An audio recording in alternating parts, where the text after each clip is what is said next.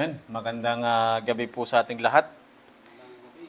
And sa atin pong pag-aaral sa gabi pong ito, no, buksan po natin yung ating mga Bibles sa Romans chapter number 7. And we're going to study verses number 5 hanggang verse number 7 po mga kapatid. Romans chapter number 7. Chapter 7 na po tayo. So, di ko na maalala kung anong buwan tayo nag-start ng study natin sa Romans. But salamat sa Diyos sapagkat ngayon ay nasa chapter 7 na po tayo mga kapatid. So, sabi ng Bible dyan sa Romans 7 verse number 5, "For when we were in the flesh, the motion of sins, which were by the law, did work in our members to bring forth fruit unto death. But now we are delivered from the law, being dead wherein we were held, that we should serve in the newness of spirit, and not in the oldness of the letter. What shall we say then? It is the law sin? God forbid, nay, I had not known sin but by the law, for I have not known lust, except the law had said, Thou shalt not covet." Tayo po ay manalangin, dakilang Diyos na makapangyarihan sa lahat. Salamat Panginoon sa gabing ito na pinagkaloob niyo po sa bawat isa sa amin. Salamat po Diyos sa kabutihan niyo po sa amin. Dalayan ko po Diyos sa gabi pong ito, Ikaw po manguna sa amin at Lord, Ikaw po ang mabigay po sa amin ng knowledge, wisdom, and understanding, Panginoon, sa amin pong pag-aaral sa gabi pong ito, Panginoon. Dalayan ko po Diyos na tanggalin niyo po ang lahat ng mga hindrances sa amin pong mga puso, Panginoon, nang sa ganun ay kami po'y makapagpakinig at matanggap namin, Panginoon, kung anong katotohanan na meron sa inyo pong salita ngayong gabing ito, Panginoon. Lord, help us to receive rebuke, reprove, correction, and instruction, Panginoon, sa buhay po namin, most especially sa gabi pong ito. Gamitin niyo po ako, Panginoon, bilang isang daluyan ng pagpapala na nanggaling po sa inyong banal na kasulatan. Sa tamis na pangalan ni Jesus na aming tagapagligtas. Amen at amen. So muli, magandang gabi po sa ating lahat. And ang pag-aaralan po natin ngayong gabi mga kapatid is about the motion of sin or serve the newness of the Spirit. Mga kapatid, sa atin pong pagpapatuloy na pag-aaral po ng salita ng Diyos, nandito po tayo sa chapter kung saan po mga kapatid na ang pinag-uusapan natin is more of, simula po mga kapatid na nag-start po tayo ng chapter number 6, hanggang dito mga kapatid is, mostly ang pinag-uusapan po natin is about Christian living. So again, to remind us, in our previous study, we started in Romans chapter number 1 and hanggang chapter number 3, kung saan mga kapatid pinakita po ng Bible kung ano tayo, anong kalagayan natin, and at the same time po mga kapatid kung paano po nagbigay yung Panginoon ng kaligtasan po sa bawat isa. And makita natin that in chapter number 4 and 5 na kung saan mas pinadip po ng Panginoon ng Bible po mga kapatid in regards po sa atin pong righteousness, sa atin pong justification, sa buhay po natin mga kapatid nung panahon po na tayo po ay naligtas. And chapter 6, nag-start na po tayo na mag-aral kung saan mga kapatid that after we got saved, after a person got saved, ano ba dapat? Ano ba dapat ang gagawin ng isang Kristiyano po mga kapatid? So syempre po mga kapatid, one thing is that about ang buhay po natin bilang isang Kristiyano. And we started studying that, yung buhay po ng isang Kristiyano hanggang ngayon po mga kapatid, is yan po yung pinag-uusapan po natin. And kailangan po nating pag-aralan nito mga kapatid, yung mga ganitong bagay, kasi ito po yung magre-remind po sa atin na tayo po ay dapat mamuhay ng meron pong kabanalan sa ating pong buhay mga kapatid, habang nandito pa tayo sa mundo na bilang isang Kristiyano po mga kapatid. And kasi ito yung isang bagay mga kapatid kung napapansin po natin that the Bible is talking about sin, kasi nga mga kapatid, ito po yung sumisira sa buhay po ng isang Kristiyano. Ito po yung nagpapabagsak po sa buhay po ng isang Kristiyano na akala natin na okay tayo, akala natin is that matatag tayo bilang isang Kristiyano mga kapatid. And then later that we know mga kapatid na na knockdown na pala tayo ng kasalanan na pinakita po sa atin or yung temptation na natempo tayo mga kapatid. So marami pong mga Kristiyano na hindi po lumalago kasi nga mga kapatid, pinag-aaralan nila yung Bible kung paano nila gustong pag-aralan. No? So pinakikinggan nila yung Bible kung ano lang yung gusto nilang pakinggan.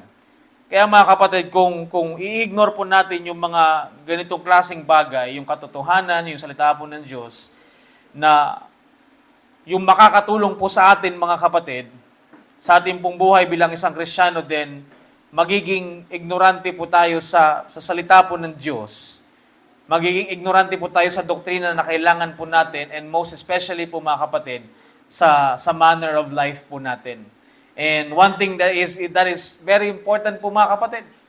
Kaya nga yung Bible, hindi po siya huminto na pag-usapan po yung kasalanan.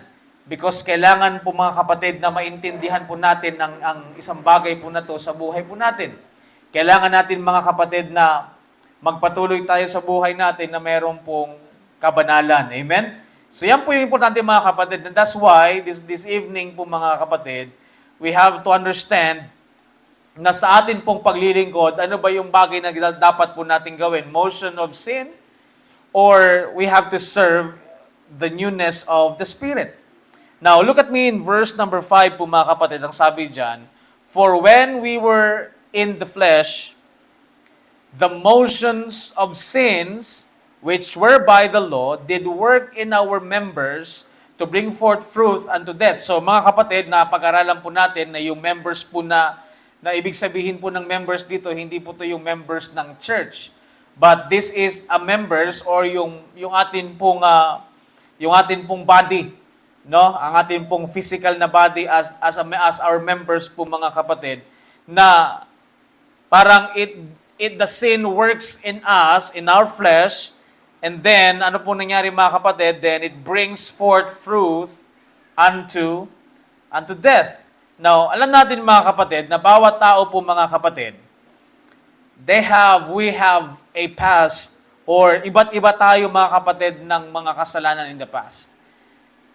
And the one thing that is common in every one of us po mga kapatid, that we are sinners.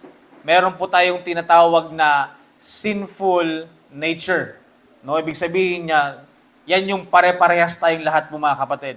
But we know in the past that we have a different sins in our life. Sa buhay po ng bawat pong isang tao po mga kapatid. Now in verse number 5 tells us na in time past, it was our nature to sin. Napag-aralan na rin po natin yung mga kapatid na it's very natural to a man to commit sin. Being in the flesh, kasi lalo pa ngayon mga kapatid na we thought and we are thinking na save na tayo. You think that hindi na po tayo magkakasala. Then mga kapatid, just remember, we're still in the flesh. And mga kapatid, isang bagay na pagka tayo po ay nasa laman, ang bagay po na niya mga kapatid is that the thing is, kapag tayo po ay nahuhulog or kapag ang isang tao po mga kapatid is nakapag-commit ng kasalanan, is that they don't care. No, parang wala silang pakialam sa bagay po na yan mga kapatid. And wala rin pong pakialam sa sarili natin if kung tayo ba ay ginagawa ba natin to o hindi, because this is on the past po mga kapatid. That's how we feel, that's how yung atin pong sa sarili po. Kumbaga mga kapatid, wala po tayong conviction na wala po nagko-convict sa atin na mali po yung ginagawa po natin. So meaning, kapag ang isang unbeliever nagkakasala, even us, bawat isa po sa atin, nung tayo po ay hindi pa po ligtas, nung tayo po ay nagkakasala, parang wala kang pakialam. Wala kang pakialam kung ano yung sabihin ng tao sa iyo or whatever, kasi nga mga kapatid, it is what? It is sin, it is the flesh, no, yung nagkikilos po mga kapatid. And the sin, yan po yung kumikilos sa atin, and the motion of sin is working in the members of our life to bring forth fruit of sin, which is death po mga kapatid. Now, tignan po natin mga kapatid sa Ephesians chapter number 2, Ephesians chapter number 2, verse number 2 po mga kapatid, hanggang verse number 3, na para lang patunayan natin that when nung tayo po ay hindi paligtas, at ano ba yung buhay na meron ng isang Christian, isang unbeliever po mga kapatid, ito po talaga sila. Ito po talaga tayo mga kapatid. Nang sabi dyan, wherein in time past, time past, you walk according to the course of this world. Now mga kapatid, the course of this world, ang ikot ng mundo na ito mga kapatid, kung makikita po natin is kasalanan. Kaya nga even si Apostle Paul bumanggit po sa Galatians, punta muna natin yung bago natin ituluyan mga kapatid. Sa Galatians chapter number 1,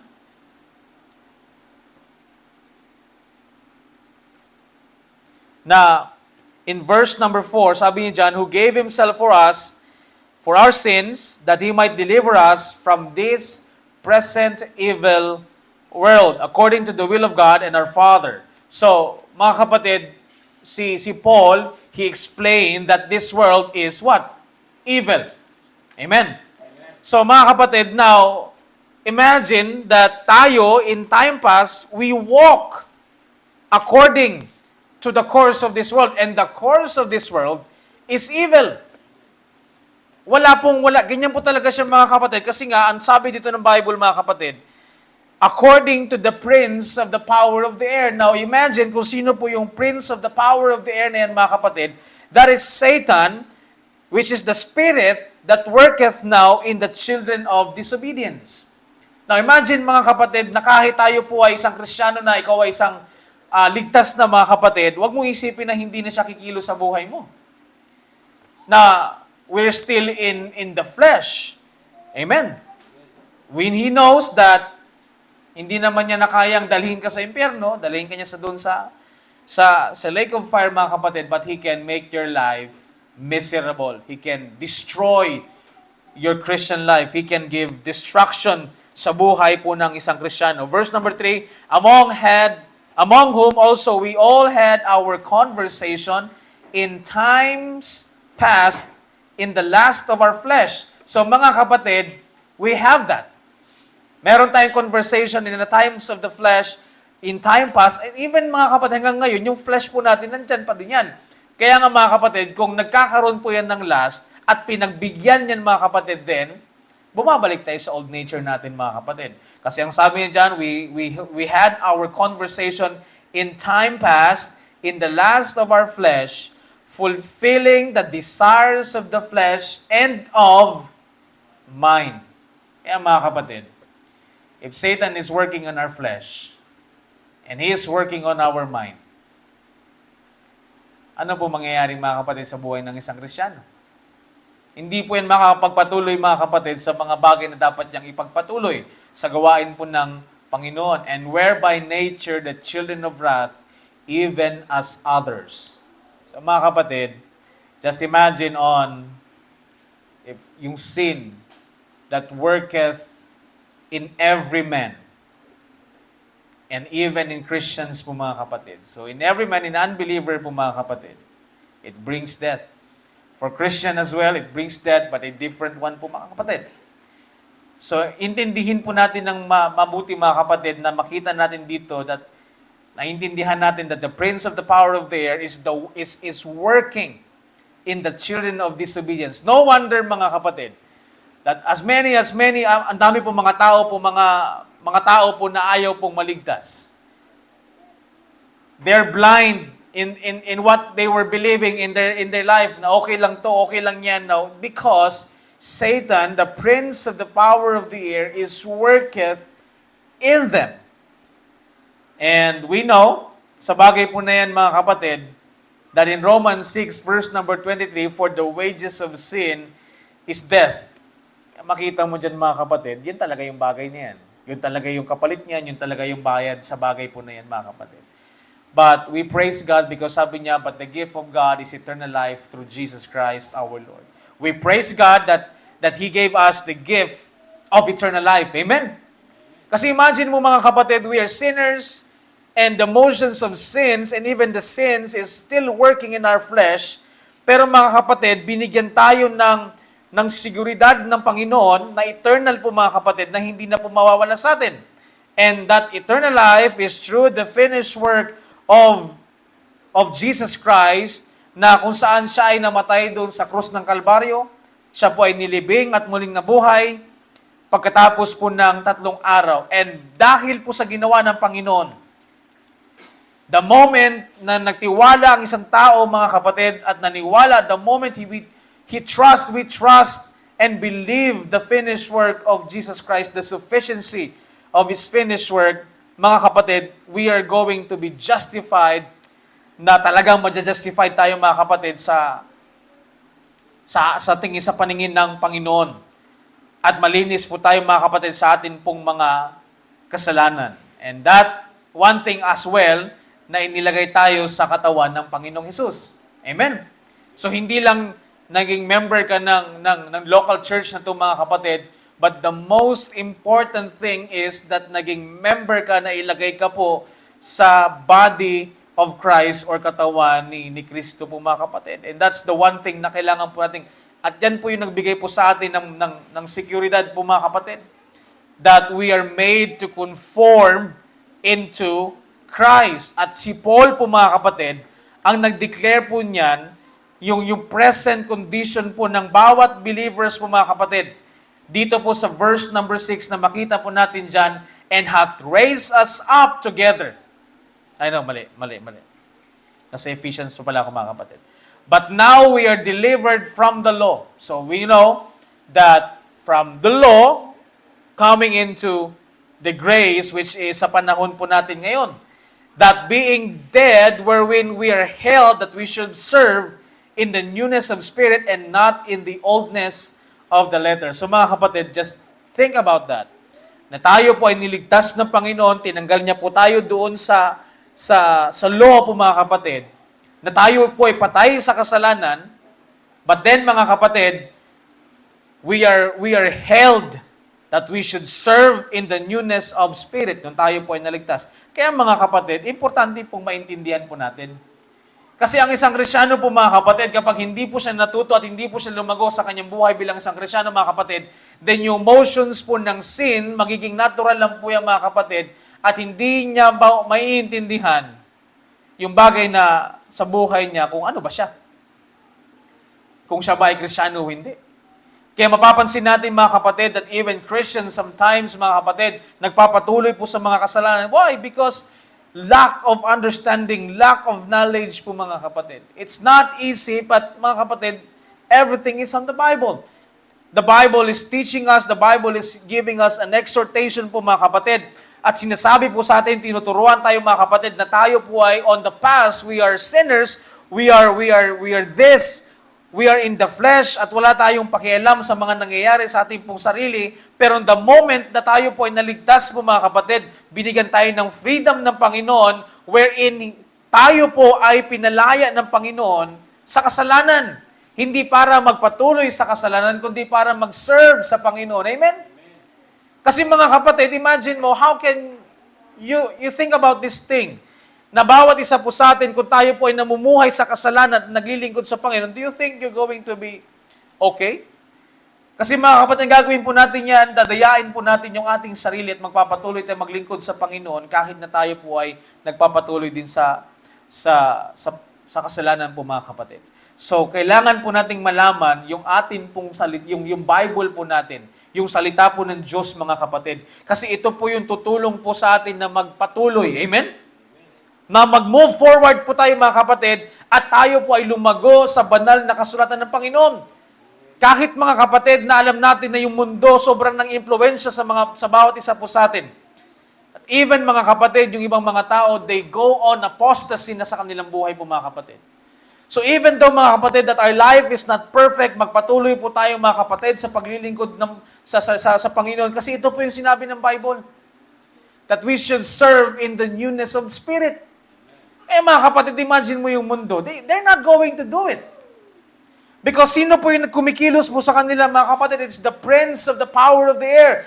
They have a conversation in the last. At ang nangyayari kasi niya, mga kapatid, kapag ikaw ay unbeliever, when you have conversation in the flesh, ano pong nangyayari niya, mga kapatid? You are going to fulfill the lust of the flesh. Pero nung ikaw ay naging Kristiyano na, mga kapatid, The flesh is still there. But hindi mo na i-fulfill yung desires ng flesh, ng lust of the flesh and of mind. Amen? Ngayon mga kapatid, paano ba natin maiiwasan yan?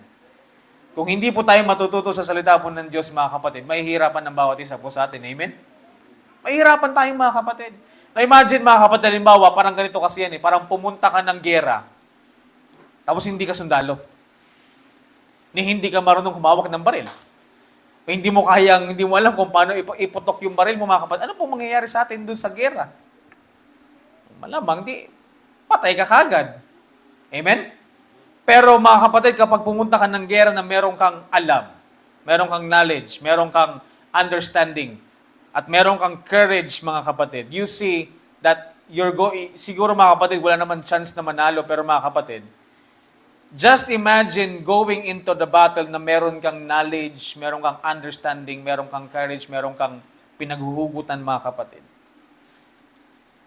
So it is the same thing like as a Christian.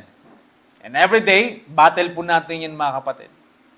Every day, may battle na nangyayari sa buhay po natin. Now mga kapatid, imagine mo kung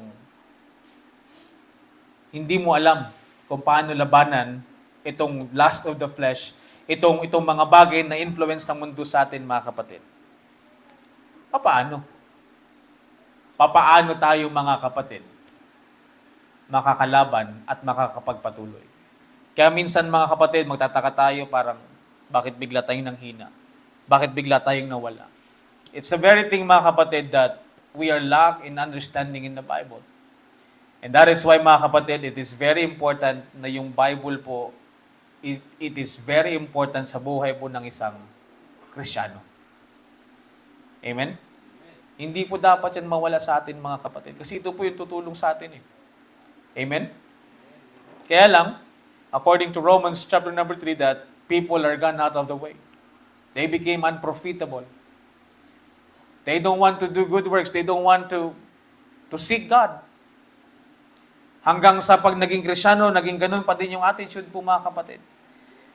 Mga kapatid, it is not enough that we change our life. It is better na nagbago po yung ating buhay na meron po tayong knowledge. Amen? Na meron kang understanding. Kasi mga kapatid, ang buhay po natin bilang isang Kristiyano, hindi po yan madali. Hindi po madali na makipagbaka ka sa mundo. Lalo pa hindi mo nakikita yung kaaway mo mga kapatid. That's why it is very important to understand the Word of God. It is very important mga kapatid na makita mo to because ito po yung tutulong po sa atin na sa atin pong paglilingkod sa buhay, sa newness of the Spirit po mga kapatid. Ito po yung tutulong po sa atin na makapagpatuloy po tayo mga kapatid. Na hindi ka po mag-give up. Amen? Sa buhay mo bilang isang Kristiyano. And alam natin mga kapatid that sometimes our life is rough. Sometimes mga kapatid, ang buhay po mga kapatid hindi po madali at minsan nagkakaroon po tayo ng pagkakamali sa buhay natin. But it is not a reason to stop. Dapat magpatuloy pa rin tayo sa paglilingkod sa Panginoon kasi the moment na maintindihan na po natin mga kapatid, magpapatuloy ka anuman nangyari sa ating past. Amen? It's part of our weakness. Pero hindi mo siya pwedeng gawing reason po mga kapatid na mag-give up na lang ako kasi hindi ko naman kaya. Mga kapatid, we can do this by the grace of God.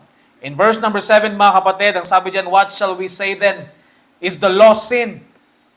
Kasalanan ba ang batas? That God forbid, nay, I had not known sin, but by the law, for I had not known lust, except the law had said, thou shalt not covet. So mga kapatid, imagine mo yung sinasabi ni Apostle Pablo. Hindi niya po alam yung sin. Hindi niya rin po alam yung lust. Pero nung dumating yung batas po mga kapatid, and we know that Paul says about that, na yung batas nagbigay ng knowledge of sin. Amen? So doon mo na malaman, doon na talaga nila nalaman na kasalanan ito. Kasalanan yung bagay na yan. At ito po yung tawag niyan mga kapatid. So makita natin dyan mga kapatid that Paul wrote in verse number 5 about the motions of sin is death, which were by the law, did work in our members to bring forth unto death. Now mga kapatid, ano pong makikita po natin sa bagay na ito na parang yung law or yung sin nag-lead siya sa death. And the motion of sins lead by the law. So parang ibig sabihin mga kapatid, yung law, parang yun yung nagdala ng kamatayan or ng kasalanan sa atin mga kapatid. So parang ganun yung inisip. Pero mga kapatid, it is not like that because Paul address it mga kapatid at ibinigay niya po yung answer dito po sa verse number 7 po mga kapatid. So big sabihin mga kapatid, it is not a mistake. Hindi po siya mali na nakalagay po dyan mga kapatid at ang katotohanan po niyan that the motion of sins really lead to death by the law. Kasi nagkaroon ka ng knowledge po mga kapatid. But by no means na mga kapatid na yung law is siya po yung nag-cause ng sin. Pero mga kapatid, makita natin that it is very clear that yung sin is made known by the law to everyone. Kasi mga kapatid, hindi naman parang ang nangyari kasi niyan mga kapatid, parang naging konsensya lang naman before kung mali ba to o tama. Pero nung lumabas po yung batas mga kapatid, pinakita po ng batas o ng salita ng Diyos that this is sin and hindi mo dapat siyang gawin. At hindi ka magpatuloy sa bagay po na yan. So hindi po yung law yung nag-lead sa iyo na magkasala ka. It's still the motion of sins. But it's not about the law because the law, ito po yung actually nagbigay sa iyo ng knowledge na kasalanan pala yung ito pala, thou shalt not covet. Amen? Kasi even si Paul, hindi niya alam. At even last, pero nung dumating yung law mga kapatid, doon niya po naintindihan yung bagay po na yan. Kaya mga kapatid, ito po yung binigay na parang ilaw sa statement ni Apostle Paul po mga kapatid na clarity po mga kapatid. For I have known lust except the law had said. Sinabi ng batas din, it's a sin. Thou shalt not covet. The law caused sin, but the sin was already there. Tandaan niyo mga kapatid, yung law dumating, nandyan na po yung kasalanan. Amen? Siguro, yung mga kasalanan na inisip nila, wala silang parang talagang tawag sa bagay na yan. But their conscience speak to them about sins. But, nung dumating yung batas po mga kapatid, hindi naman dumating yung batas tapos saka lang nagkaroon ng kasalanan. Hindi. From the beginning, mga kapatid, the sin is there. And we know that when Adam and Eve committed sin po mga kapatid.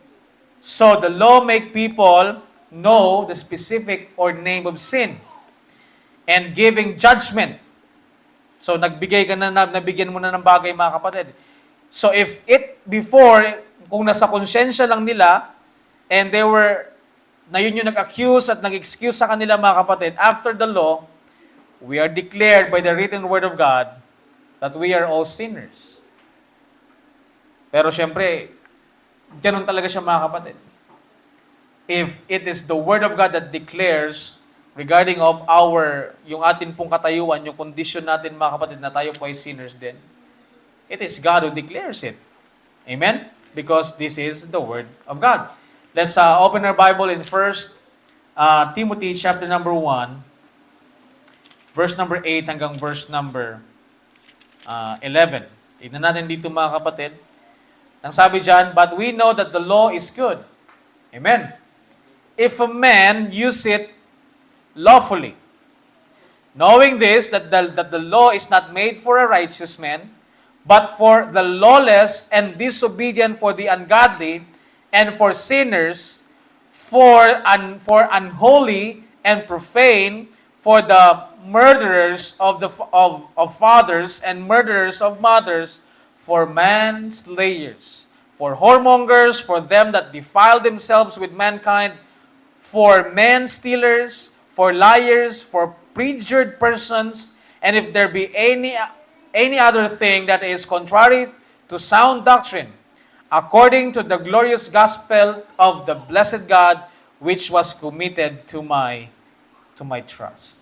Mga kapatid, when we have the Bible right now, when we have the Word of God, it really makes clear to us na minsan mga kapatid, although fulfill natin yung bagay na yan sa atin pong katawan, but you know that it is sin. And it gives us knowledge of sin. The law is not sin, but it shows us where at kung paano po tayo nagkasala. Amen? Kasi kung walang Bible po mga kapatid, kung wala po salita ng Diyos, sino magsasabi sa atin? Sino magsasabi sa iyo? Lahat naman tayo makasalanan. Lahat naman tayo nakagawa ng kamalian. Lahat naman tayo fall short in the glory of God. But salamat sa Diyos mga kapatid, meron pong salita ng Diyos na magsasabi po sa atin, na magre-rebuke po sa atin in regards of sin. Amen? So wala po tayong excuse sa bagay po na yan. Hindi ka po makaturo ng kamay mo ulit sa tao ni, ikaw nga makasalanan ka din. We are all sinners. But thank God because it is the Word of God who tells us na tayo po ay makasalanan. Amen?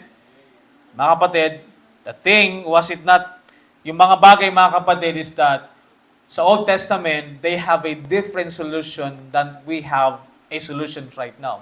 So sa panahon natin ngayon mga kapatid, yung pagsunod sa batas is hindi po siya solusyon para tayo po ay maligtas. And binigyan tayo ng Diyos ng solusyon sa panahon ngayon in this present dispensation po mga kapatid.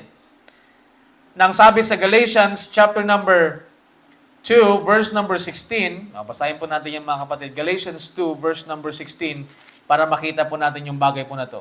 Knowing that a man is not justified by the works of the law. So ito po mga kapatid, itong verse po na to, it affects or nag-effective to mga kapatid sa panahon po natin ngayon or valid siya sa panahon ng dispensation of grace.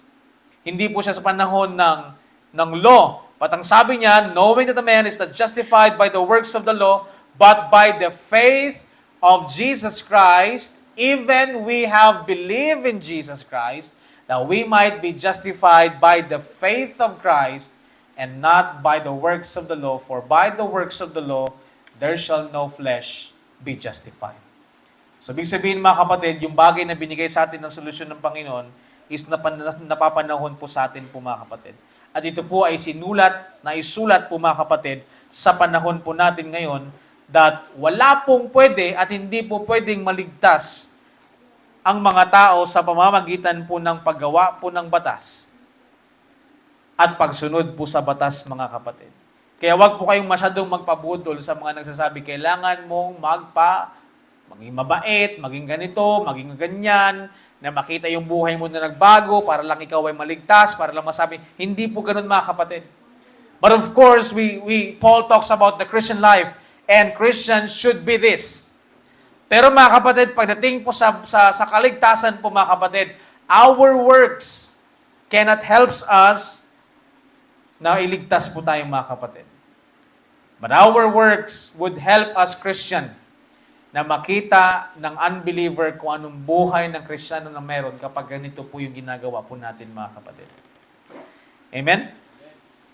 And sin cannot be solved and it remains problem yung bagay po na meron po sa kanila hanggang sa panahon po ngayon mga kapatid.